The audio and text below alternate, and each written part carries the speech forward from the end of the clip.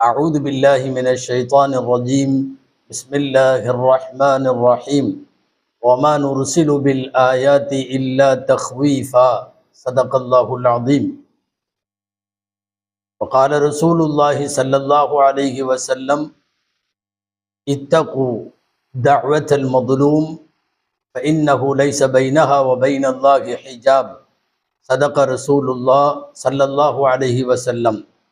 அளவற்ற அருளாளனும் நிகரற்ற அன்புடையோனுமாகிய எல்லாம் வல்ல அல்லாஹுவின் பெயரால் துவங்குகிறேன்.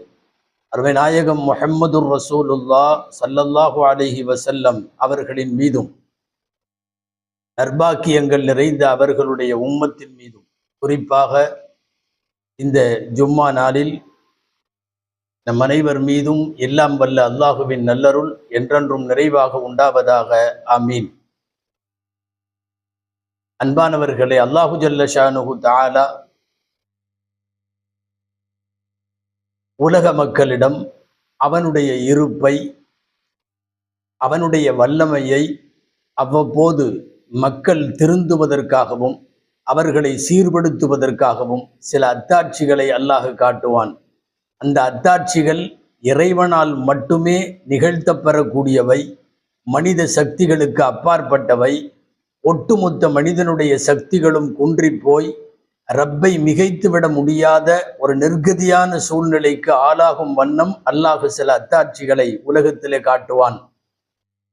அது ஒரு வகையில் சொல்லுவதென்றால் உலக மக்களை அச்சுறுத்துவதற்காக. திருக்குர்ஆன் அல்லாஹ் சொல்லுகிறான், வமா நுர்சிலு பில் ஆயாத்தி இல்லா தஹ்வீஃபா. நாம் மக்களுக்கு அச்சுறுத்துவதற்காக வேண்டி அத்தாட்சிகளை காட்டுகிறோம் என்று சொல்லுகிறான்.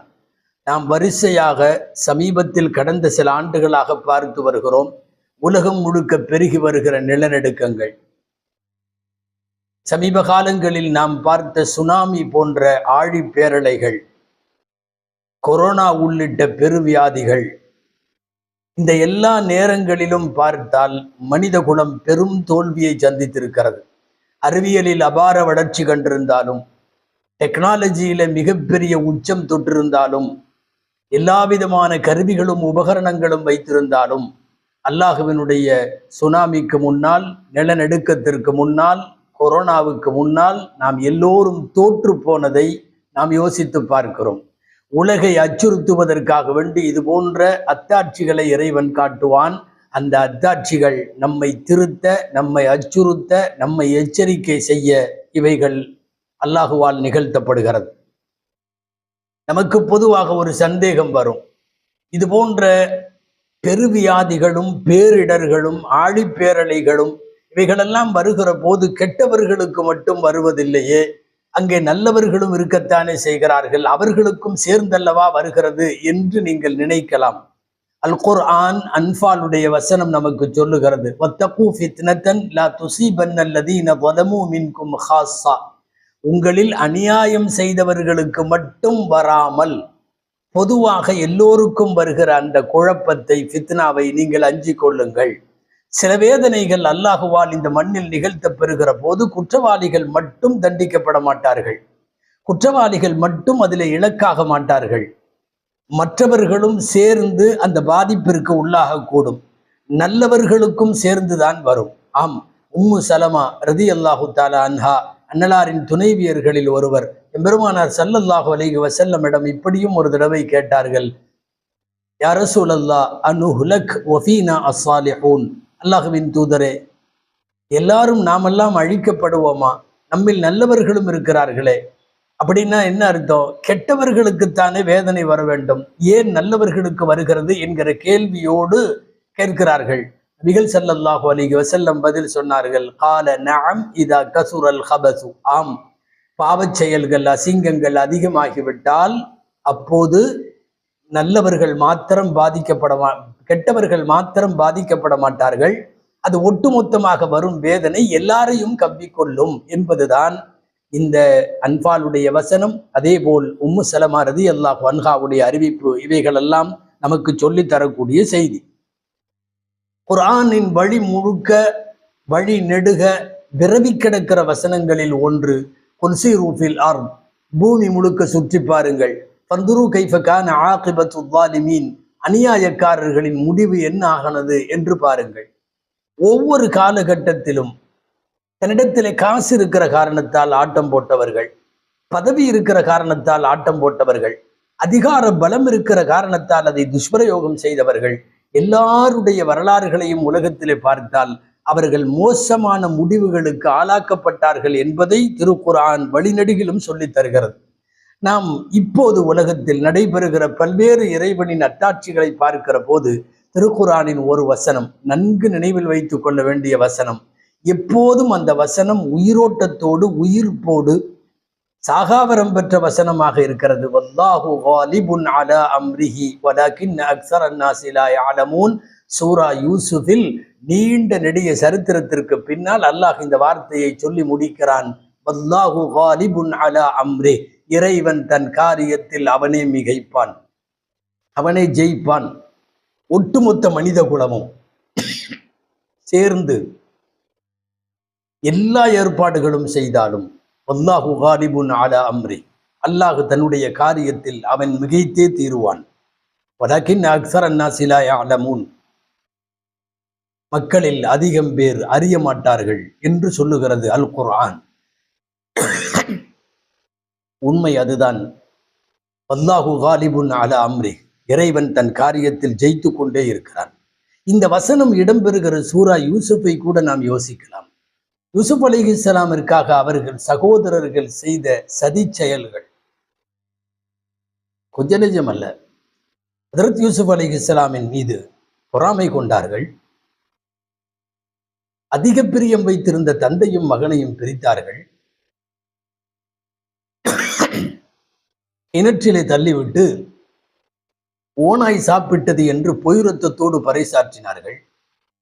கிணற்றிலே தள்ளிவிட்டார்கள்.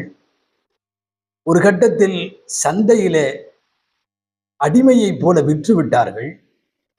பிறகு ஒரு கட்டத்தில் ஹஜ்ரத் யூசுப் அலைஹிஸ்ஸலாம் சிறை சென்றார்கள்.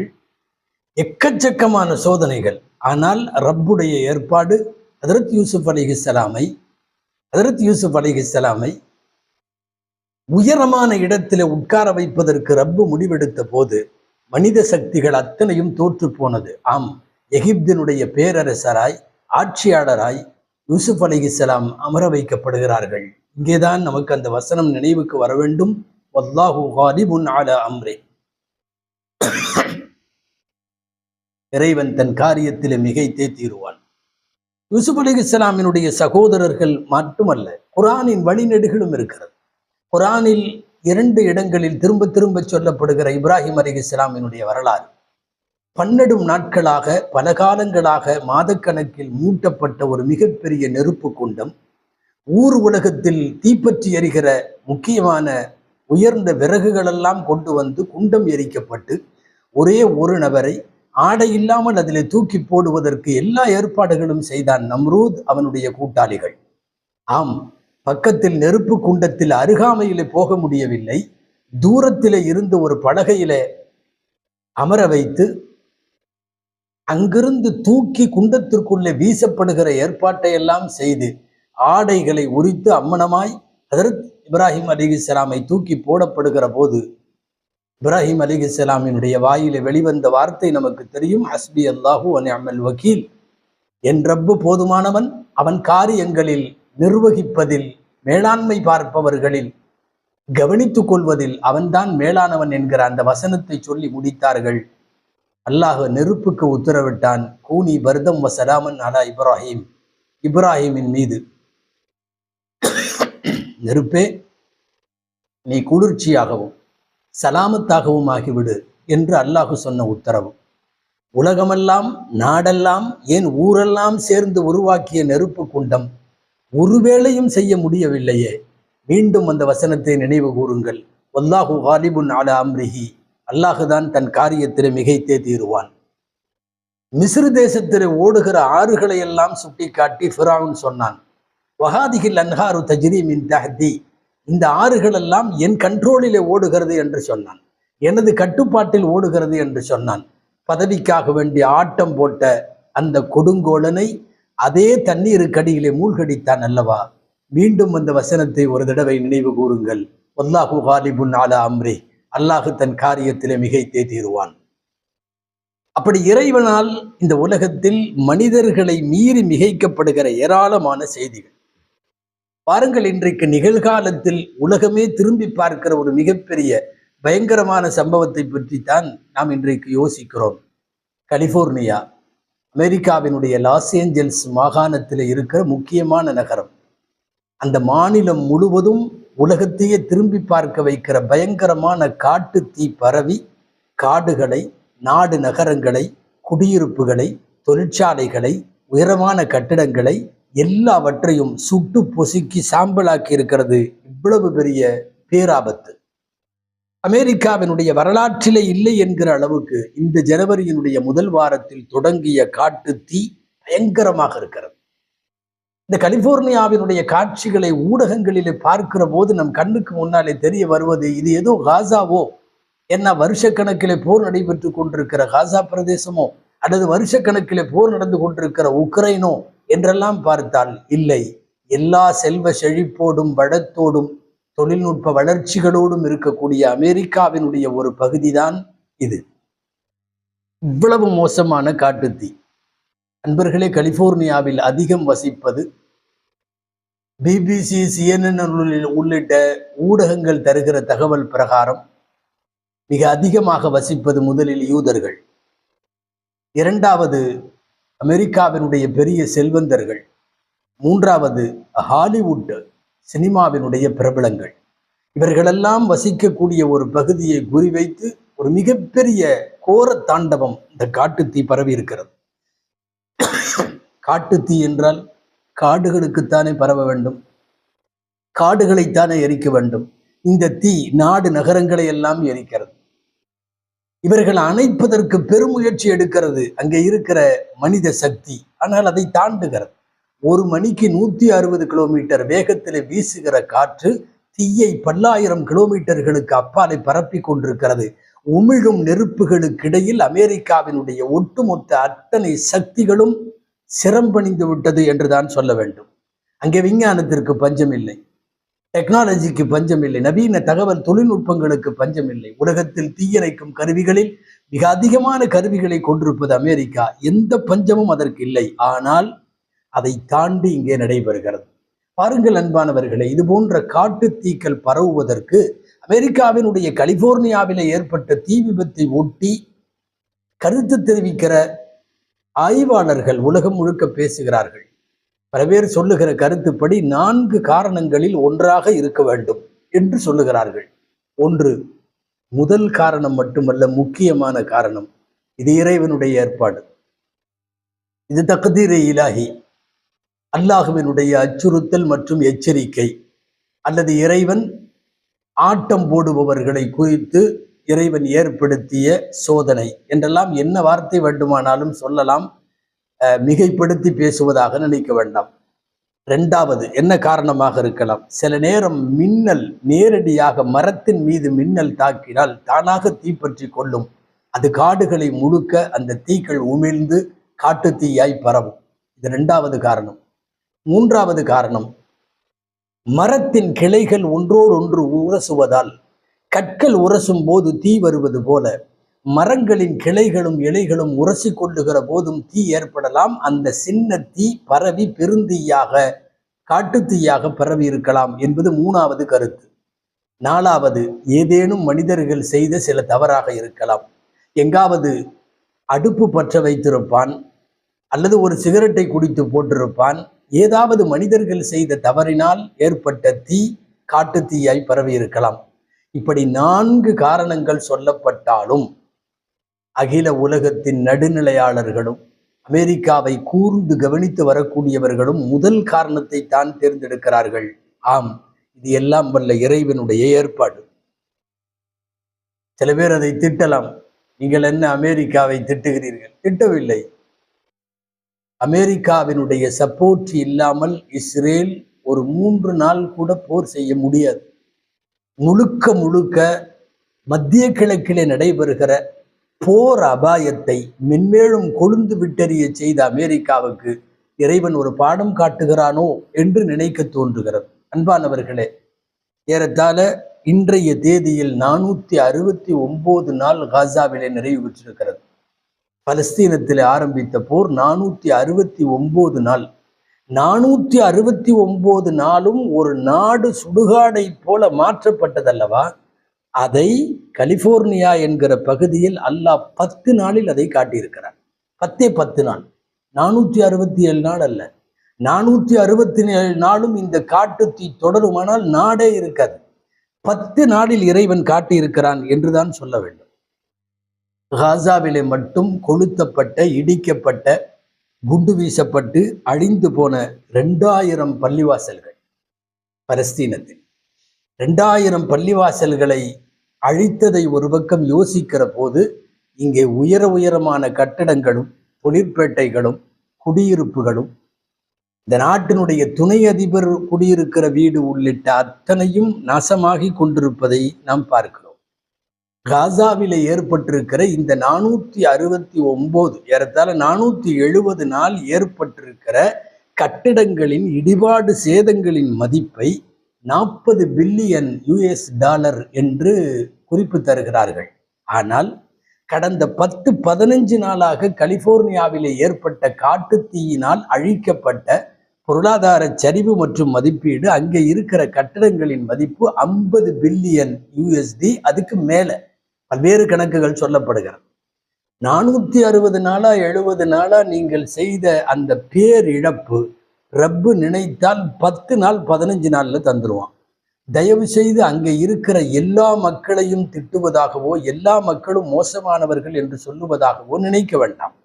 அங்கே இருக்கிற மத்திய கிழக்கினுடைய பதற்றத்திற்கு காரணமானவர்கள், தூண்டுபவர்கள், அதை சந்தோஷப்படுபவர்கள், இன்னமும் போர் செய்வோம் என்று சொல்லுபவர்கள், இவர்களுக்கு இது தண்டனை என்பதில் மாற்று கருத்து கிடையாது. அதே சமயம் ஒன்றை ஒத்துக்கொள்ளுகிறோம், ஈர நெஞ்சம் உலகத்திலே எல்லாருக்கும் இருக்கிறது. அன்பானவர்களே, அப்பாவி பொதுமக்கள் பாதிக்கப்படுவதை நாம் பரிதவிப்போடும் பரிவோடும் பார்க்கிறோம். இறைவன் அவர்களை காப்பாற்ற வேண்டும் என்று பிரார்த்திக்கிறோம். ஆனால் அமெரிக்காவினுடைய ஆட்டத்திற்கு இறைவன் கொடுக்கிற ஒரு மறுபார்வையாக, எச்சரிக்கையாகத்தான் இதை பார்க்க வேண்டியது இருக்கிறது.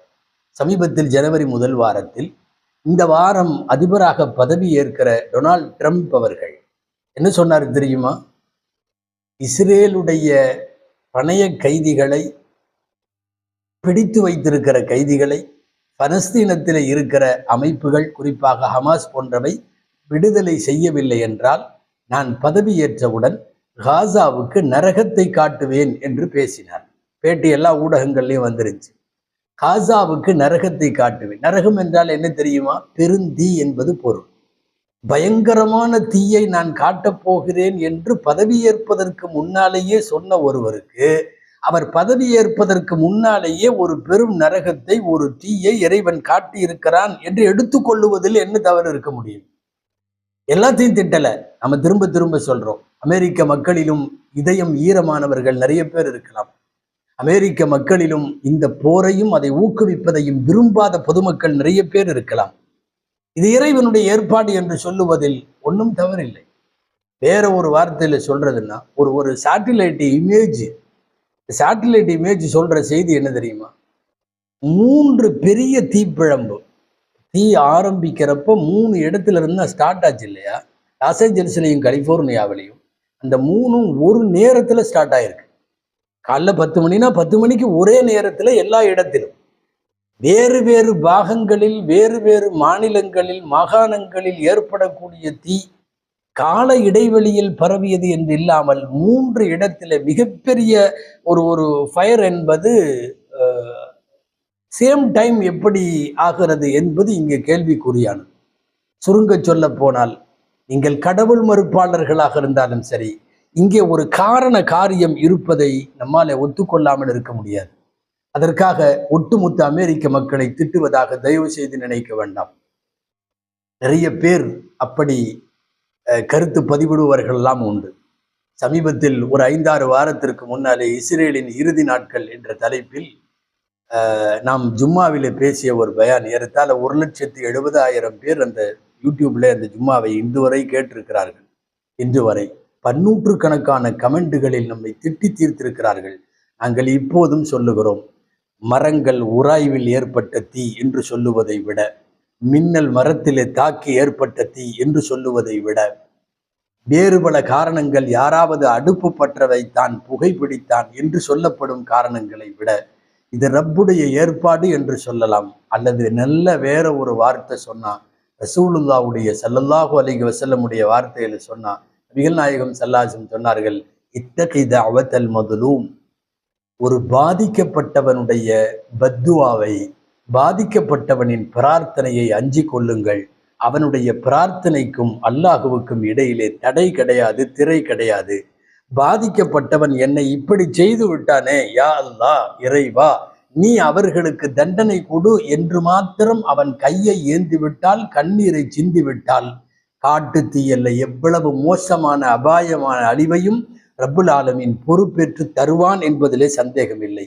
நான் மீண்டும் துவக்கத்திலே சொல்லியதை சொல்லி முடிக்கிறேன். வல்லாஹு காலிபுன் அலா அம்ரி. நீங்கள் பதவியால் ஆட்டம் போடலாம், காசு பணங்களில் ஆட்டம் போடலாம், ஆனால் அல்லாஹுவே தன் காரியத்தில் மிகைத்தவன்.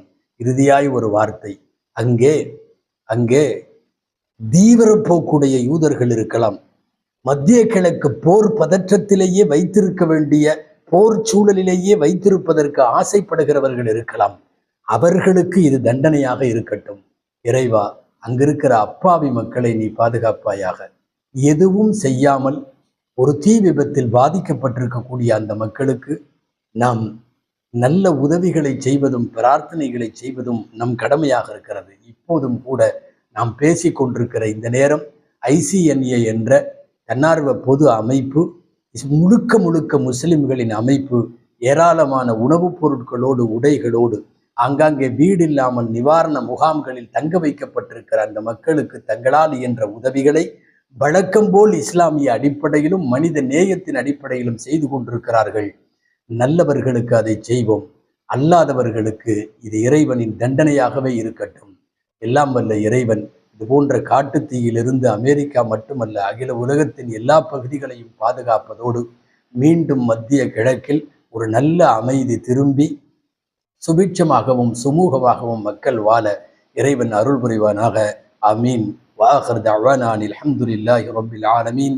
அஸ்ஸலாமு அலைக்கும் வரஹ்மத்துல்லாஹி வபரகாத்துஹு.